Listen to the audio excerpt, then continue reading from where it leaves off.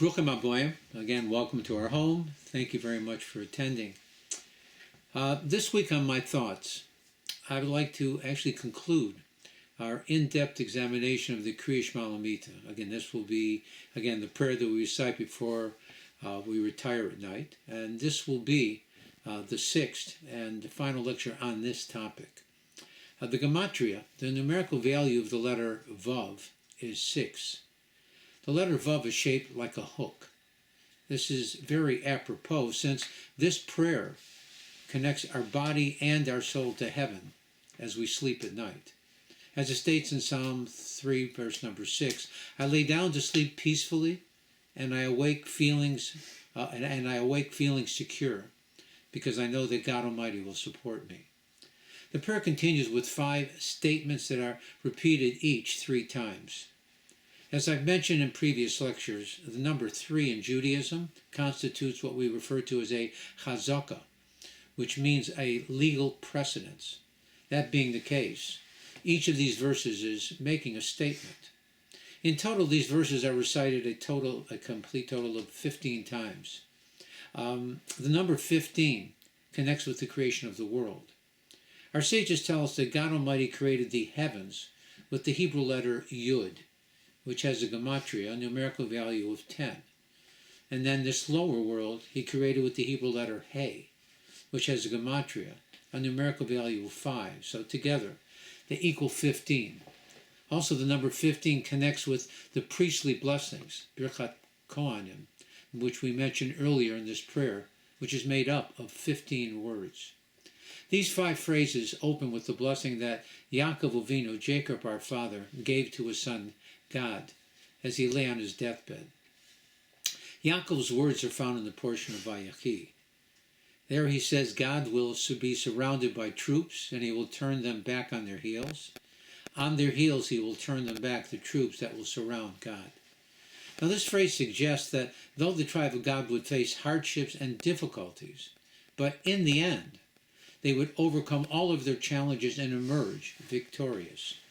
We recite these words in the hope that we too can be victorious against all of our many challenges that we face daily in our lives. Now, if you think about it, the words are reversed. First, it states that God will be surrounded by enemies, but he will turn them on their heels. And then it states that God will turn on their heels all of his enemies. I believe that the fact that this verse is stated backwards and forwards is to tell us that whenever the tribe of God was in a defensive or an offensive posture, in the end, they would always be victorious. So too should it be with us. Mamloi states that God's blessing followed that of the tribe of Dan, since his blessing ended with the words, "For your salvation I hope, O Lord." Yaakov saw in his prophecy the final redemption of the children of Israel. There he saw that it would be Elijah the prophet, Eliyahu Hanavi, who, according to some opinions, was from the tribe of Dan, who will be the one to announce the coming of the Messiah. May he come quickly and in our time. Rabbi Yisrael of Koshin has stated that this seems to be emphasized by the fact that God's ineffable name of mercy, what we refer to as the Yud Ke Vav Ke, is not mentioned in the first portion of Miketz, which dealt with the dreams of Paro and the famine, nor is it mentioned in the next portion of Vayigash, which begins the story of the descent of our ancestors to Egypt. It is not until this verse, in the portion of Vayechi, the last portion of the book of Bereshit, that this name is mentioned. For your salvation I hope, O Lord. This is seen as an allusion to the future redemption. The next phrase states, when you lie down, you will not be afraid. You will lie down and your sleep will be sweet. These words allude to divine protection. When we lie down to sleep, we place our mind and our body in a vulnerable position. However, even at times like this, we will not be afraid, since we can be certain that our Father in heaven, God Almighty, is awake and alert to protect us. He will shield us from any harm that may befall us, whether it be mental or physical, as it states in Psalm 121:4. That the guardian of Israel neither slumbers nor does he sleep.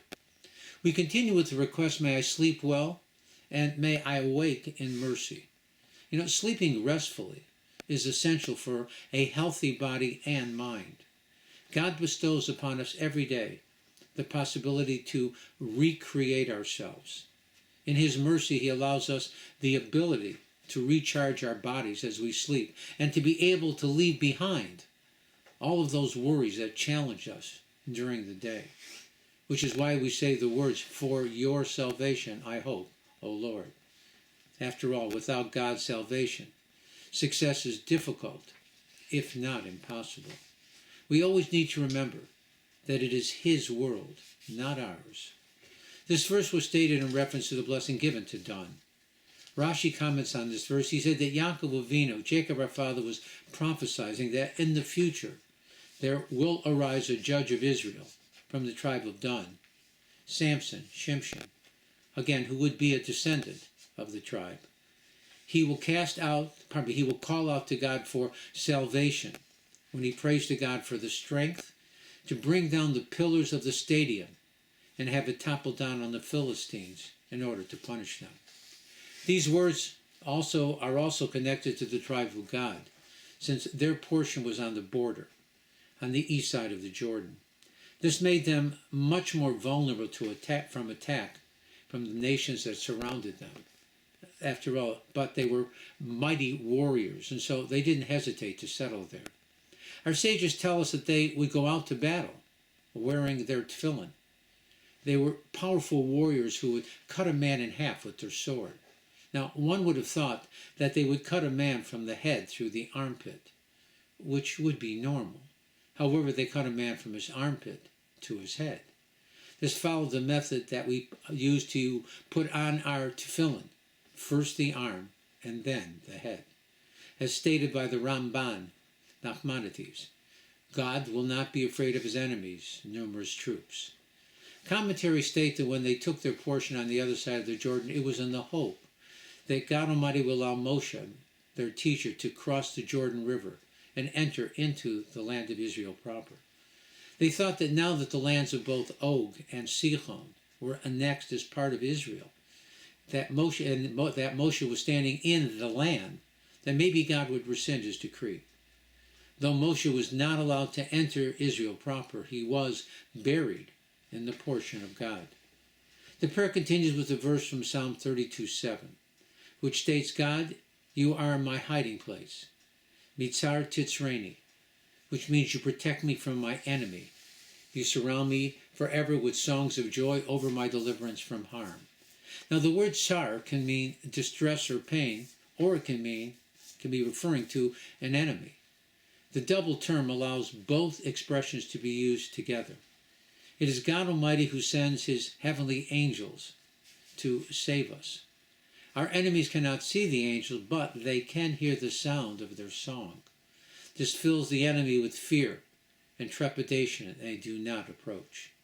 As stated by the destruction of Sancherib's army in the Talmud in the Tractate of Sanhedrin, Rabbi Yitzchak Hafta said, the angel Gabriel opened the ears of Sancherib's soldiers so that they could hear the heavenly song being sung by the holy Chayos, the holy angels, which resulted in their deaths. I believe that the psalm can be interpreted a little differently.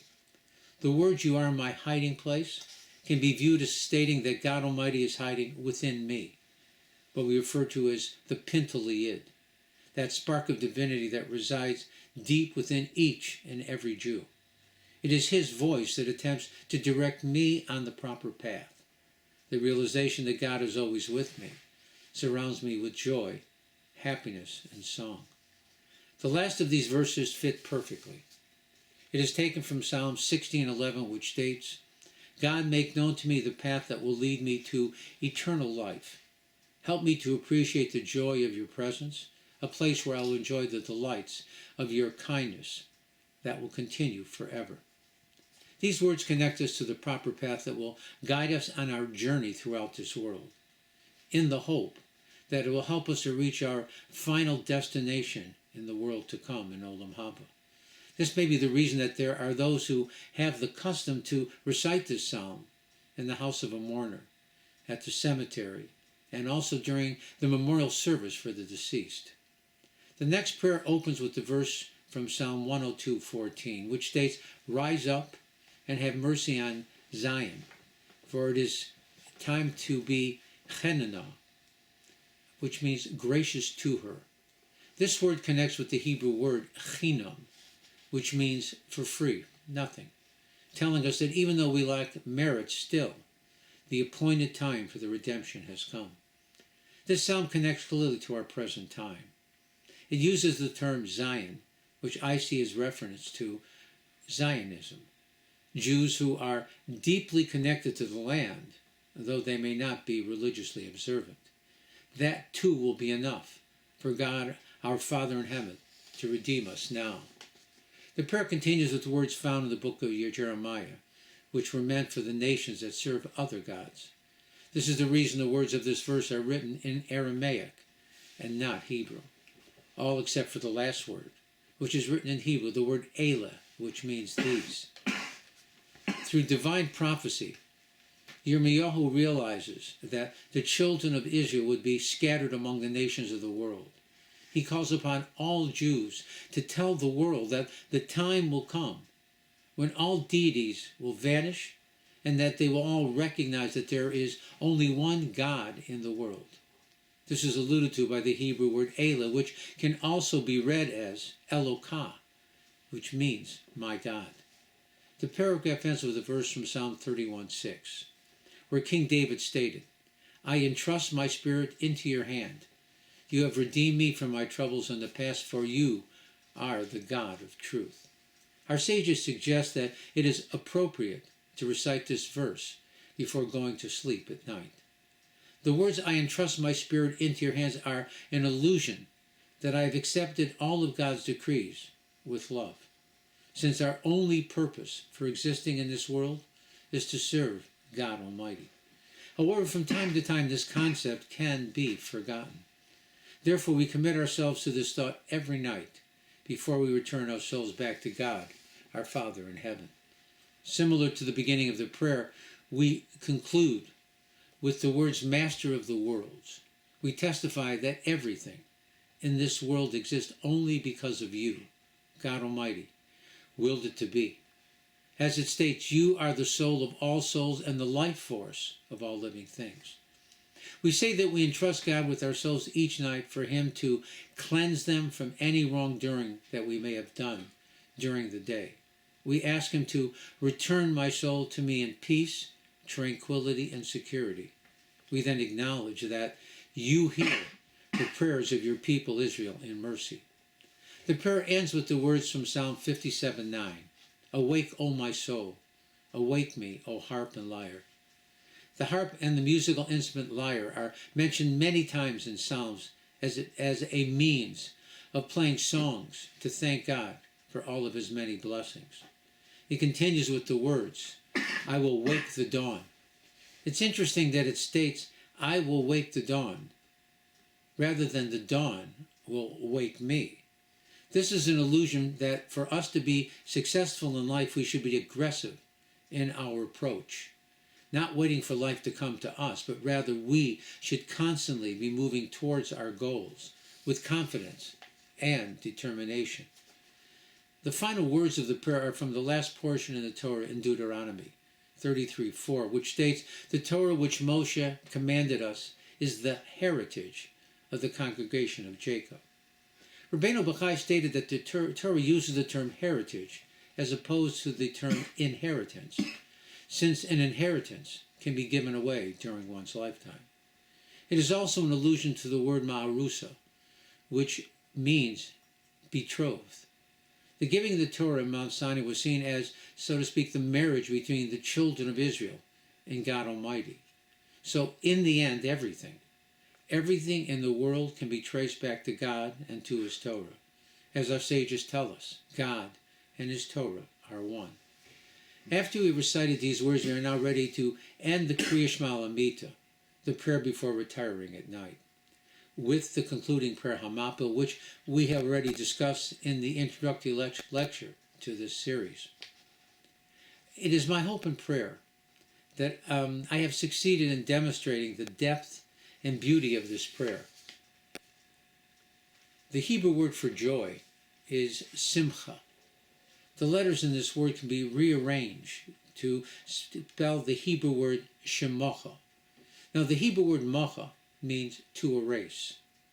In reality, the only way that we can achieve true happiness in this world is to be able to forget. You can be sure that if you remember everything, the odds are that you are not a happy person. This prayer allows us the possibility to let go of all of the negativity that we face during the day, so that we can look forward to the joys that we will, with the help of God Almighty, our benevolent Father in heaven, experience tomorrow.